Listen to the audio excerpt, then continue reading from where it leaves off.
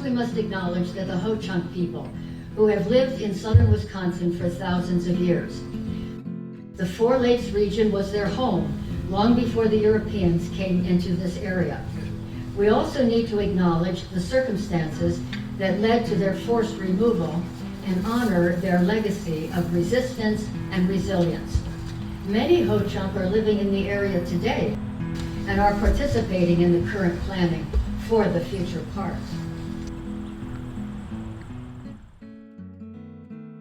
Frank Allis was born in Milwaukee, July 10, 1865, the 8th of 12 children. His father was Edward P. Allis, a founder of what became the Allis-Chalmers Corporation. His father was, quote, among the greatest of manufacturers this state has produced, unquote.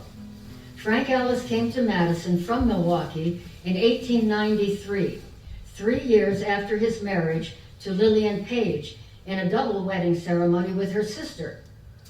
He gradually acquired land until he had assembled a beautiful tract of some 600 acres with extensive lake frontage. Cottage Grove Road there, because this would be Dempsey Road, because you can see it was the Dempsey farm coming down to Cottage Grove Road. This is the Buckeye Road going off, Monona Drive up to Fair Oaks and going out to Milwaukee Street, and then Schenck's Corners and Winnebago Street going out to East Washington Avenue. That kind of set the scene for you? So then, here's the FW, Frank W. Allis Farm. He called it Monona Farm. It went all the way down to Flom Road, up and around, and then these little symbols here imply that the Frank Allis property went across the road to there. And then this, of course, is the Lakeshore property that we're most interested in at the moment. So that's a map from about 1899. This is such a gorgeous picture. Frank Allis hired well-known Milwaukee architect William Kimball to design the house. It was built in the Dutch colonial revival style, whose main characteristic is the gambrel roof with the dormers. And the house had a colonial revival porch supported by columns.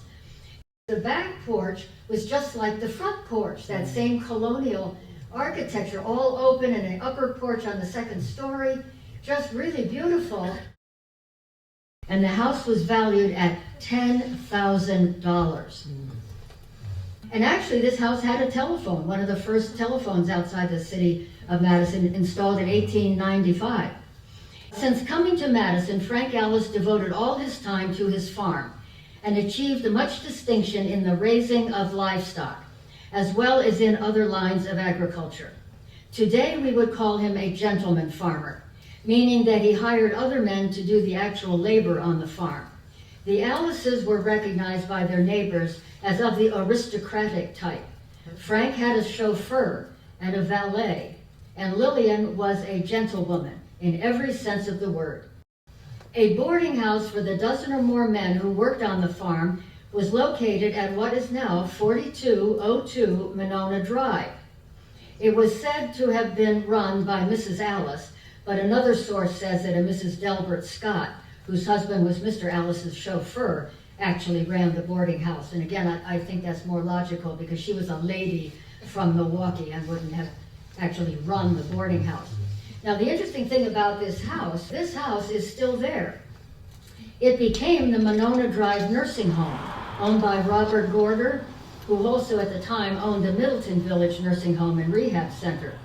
But since 1993, it has been a community residential facility for incarcerated, pregnant women prisoners.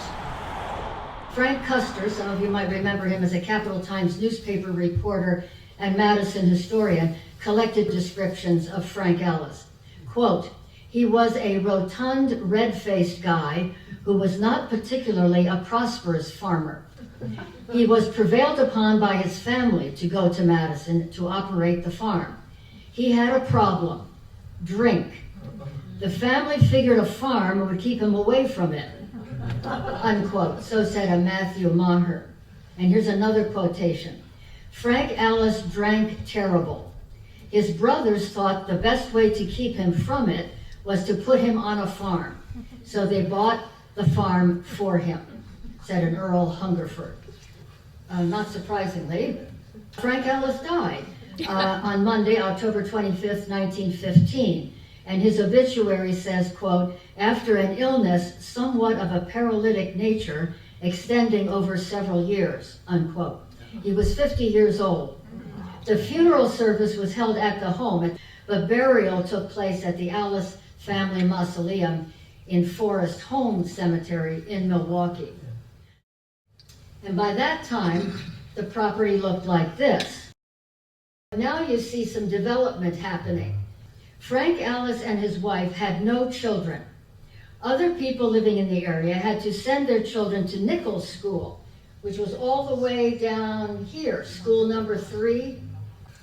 In order to coax people to buy lots and build houses in the new Lake Edge Park and Shore Acre subdivisions, E.C. Smith of the Park Real Estate Company and Charles Nichols, who was the supervisor of the Allis Farm in 1915, decided to create the Blooming Grove School District number 10.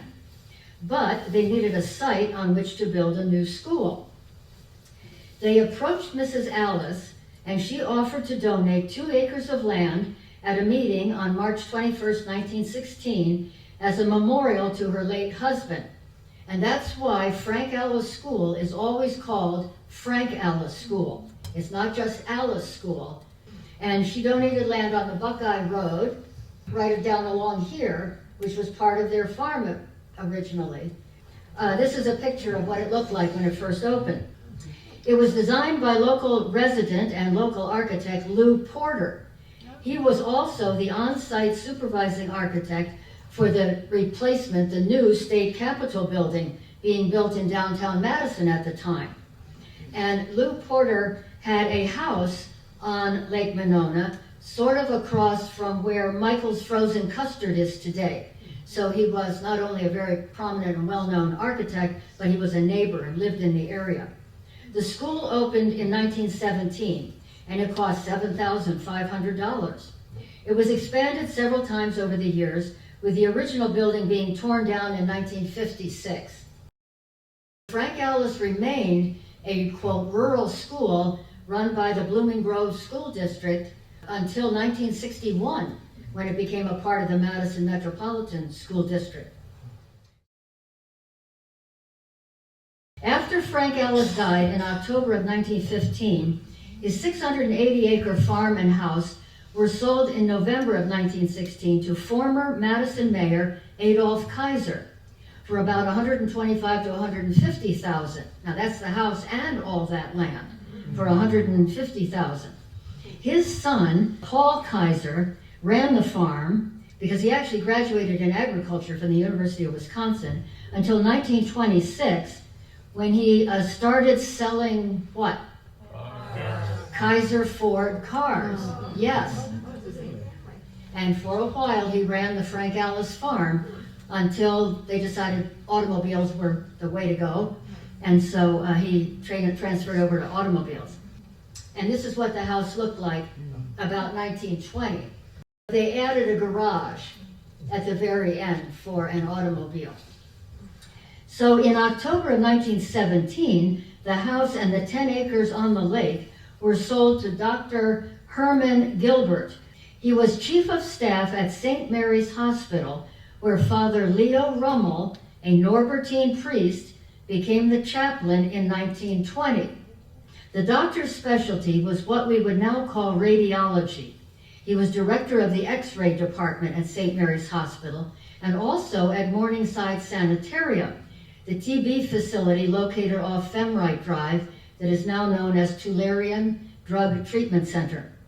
Dr. Gilbert died of cancer in 1925, probably caused by the radiation poisoning from the X-rays.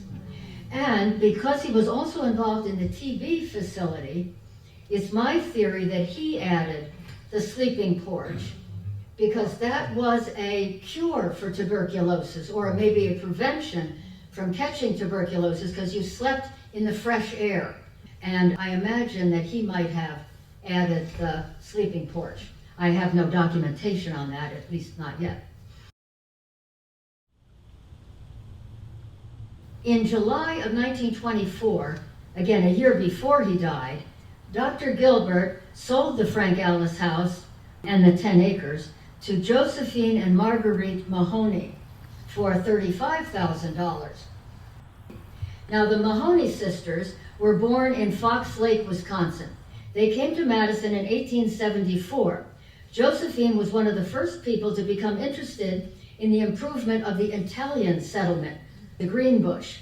She and her sister Margaret were widely known for their philanthropy.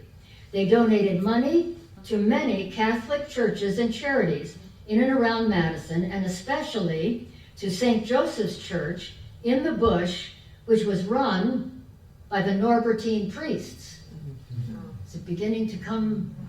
I mean, how did the Norbertines get a hold of that property? Well, Dr. Gilbert worked for St. Mary's Hospital. The Mahoney sisters were Catholics and very involved. The Norbertines were at St. Mary's. The Norbertines were in the Greenbush. It's all coming together. Margaret became a school teacher and was later a part of the clerical staff in the Capitol, but resigned her position to join her sister in the building and operating of the Mahoney Apartments at State and Lake in 1911. And thus, the term co-ed mother designation on Josephine's obituary, because they lived in the Mahoney Apartments and were the house mothers for the students who were living there.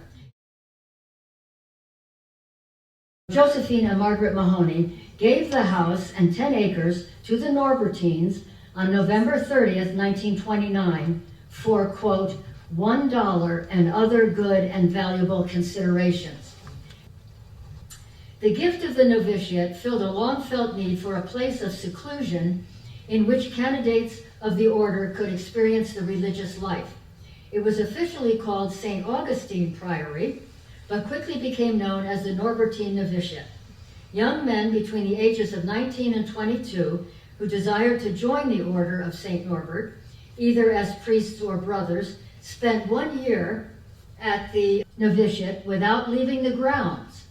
Their time was spent in prayer, study, recreation right on the property or in the Lake Monona, and helping out with the household chores. And then this is an early view from the lake of the house. And the Norbertines did have a little boathouse here so that the boys could go out on the lake for recreation.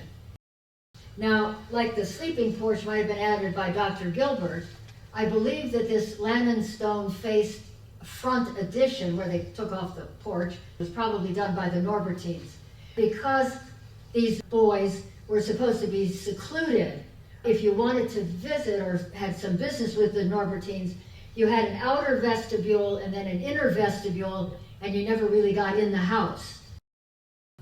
The novitiate closed in 1959 when the novitiate program was moved to either De Pere or Chicago. The house continued to be used by the Norbertines as a house of studies, as priests studying at the university and serving parishes in the area would live here temporarily. So let's get back to the house. It was a center of much hospitality, with a sizable ballroom up on the 3rd floor, 14 other rooms for family and guests, and 7 fireplaces, many of them placed in corners and sharing chimneys. And that is a unique feature of this house, I think. There is a chimney here that, of course, serves these 3 rooms on this end. But then the other chimneys are right in the middle of the house. And all of these rooms around the chimneys have their own fireplaces in angles in the corners of the rooms. It's very interesting. So this is one of the fireplaces in that first parlor. And these are pictures of other fireplaces. They say they're in the corners of these rooms. And then this wonderful one with all this wonderful metal decoration around the openings. And then the stairway going upstairs, and the doors and window that you see at the back there, that's the back door going out to the lake. There's a see-through hallway from the front door to the back door. And then upstairs in the hallway is another set of windows. It mimics the doors and windows down below. And of course, this house, when it was built, would have harvested ice out of Madison's lakes in the wintertime, stored it in this galvanized, metal-lined, thick-walled ice room so that they would have had ice all year round. But there's a whole nother facet to this story, the Quaker Oats farm. As they say, the house and the 10 acres on the lake were sold to Dr. Gilbert and then to the Mahoney sisters, and then were given to the Norbertines. But across the road, all the farmland from 1926 to 1936 was the Quaker Oats farm. The Quaker Oats Company bought 216 acres of the Frank Allis farmland in 1926 from Paul Kaiser. A.J. McLean conducted research into the value of feeding oats to dairy cows, beef cattle, hogs, sheep, and horses under the observation of the UW College of Agriculture. This is Monona Drive, going up across here, and this would be Buckeye coming down this way. And so that house that I showed you earlier, right here, with the big green lawn in front of it. So then, let's take a closer look at this barn and this little building in front of the barn. The small building in front of the barn is still standing. It's now the backside of a home with the address of 4203 Jerome Street. The Quaker Oats Company suspended operation in 1936, selling off its animals. In 1944, some of the land was sold to Jerome Jones, Madison businessman and real estate developer, and he was the father of Dorothy Jones Frautschi, and she is the mother of Jerry Frautschi. And that's why there's a Jerome Street. And so Jerome Jones and John C. McKenna developed the Quaker Heights plat on part of the land. Then the Capuchins move in. In August of 1975, the Norbertines gave permission for the Capuchin priests and brothers from Mount Calvary, Wisconsin, to rent the Frank Allis house as a house of prayer. 6 friars moved into the house and followed a structured schedule with special emphasis on prayer and spirituality, and were joined by other Capuchins for indefinite periods of time. The property became known as San Damiano, which comes from the church in Assisi, Italy, where St. Francis received his call to become a priest. The Capuchins used the building for conferences, retreats, and healing ministries. The 5 friars were still living there in 2004, working with area parishes, preaching and counseling, or worshiping with groups of non-ordained Franciscans. The last Capuchin left the building in March of 2015, and the building has been empty ever since 2015. In November of 2019, the Norbertines submitted a request for a demolition permit for the Frank Allis house, which had been declared a Monona landmark in 1980. On September 17, 2020, the Monona City Council voted to approve $8.6 million to purchase the Frank Allis property. If we're going to save the house, it's got to go back and look like this. It's just too good.